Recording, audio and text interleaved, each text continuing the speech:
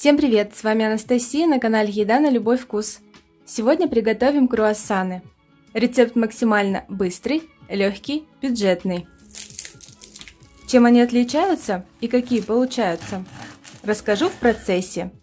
Давайте начнем.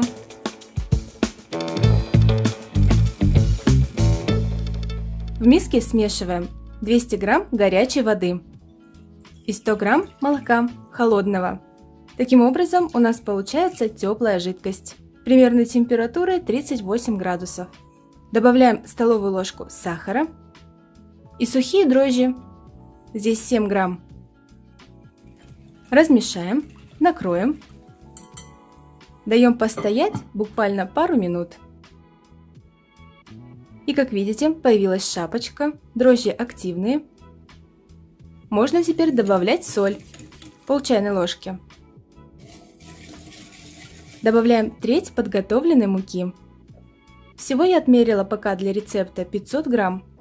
Сколько точно уйдет, покажу. И вы это тоже учитывайте, так как мука разная и может отличаться по плотности. Сразу всю не всыпайте.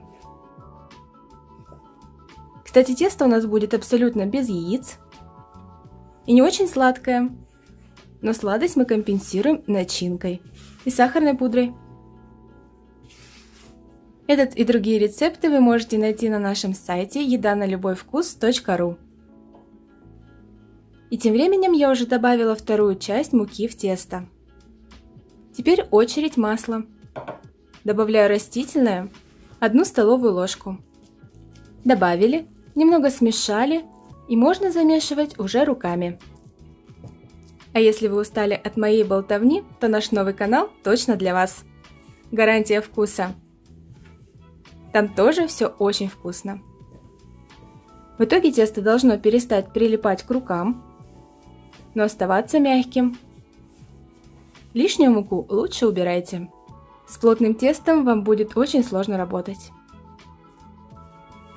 Из подготовленных 500 граммов у меня осталось около 3 столовых ложек. Но эта мука нам еще понадобится в последующем. Готовое тесто накрываем и забываем о нем на 20 минут. Конечно, за это время оно заметно выросло. Сверху немного его присыпаем мукой, формируем толстый жгут и делим на 10 одинаковых кусочков.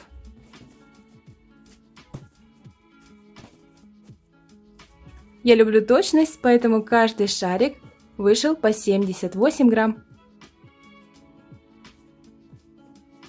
Теперь шарикам теста нужно придать округлую ровную форму. Таким образом, в последующем нам будет очень удобно их раскатывать, и круги теста получатся максимально ровные. Неровные края подбираем в центр, переворачиваем и подкатываем. Все очень просто. Шарики теста кладем на присыпанную мукой поверхность. Накрываем. Даем постоять 5 минут.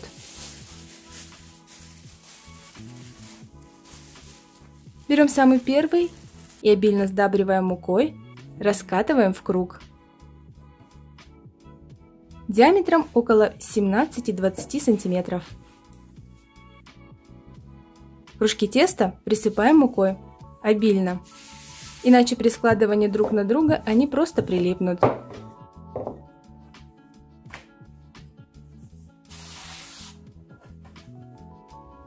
Раскатали последний и всю стопку переворачиваем. Дальше все делаем быстро. Берем кружочек теста, слегка еще его растянем. Сверху смазываем сливочным мягким маслом, но не растопленным. Масла понадобится примерно на каждый слой около 10 грамм. Таким образом масла уйдет всего 90 грамм. А это намного меньше, чем обычно. Конечно же, и в данном случае можно тесто более обильно смазывать маслом. Но у нас же все-таки бюджетный рецепт, как заявили, и так получится вкусно. Но как готовятся настоящие классические круассаны, ссылку вы найдете под видео. Приготовьте и сравните. Самый верхний 10-й кружок теста смазывать абсолютно не нужно. Подворачиваем его края, чтобы запечатать масло внутри каждого слоя. И теперь также обильно подсыпаем муку, чтобы тесто нигде не прилипало. Начнем раскатывать.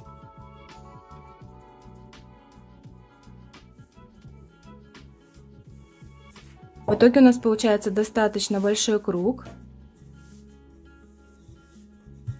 толщина которого около 3-4 мм. Теперь разделим тесто на треугольники. Сначала делим на 2 части, потом на 4 и так далее.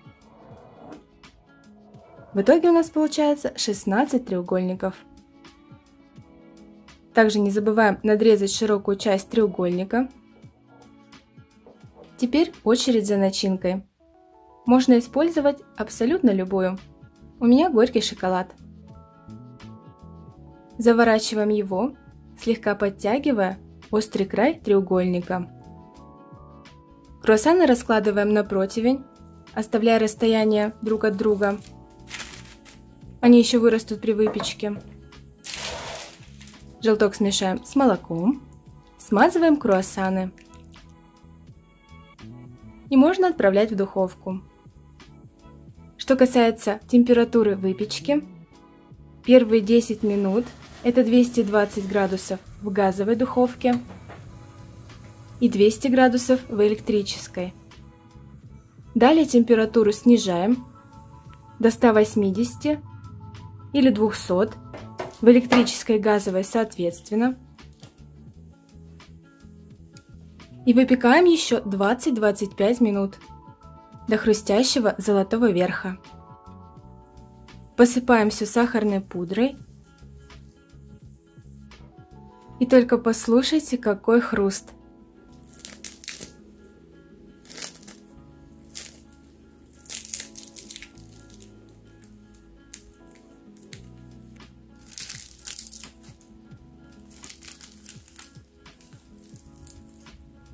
А давайте разрежем.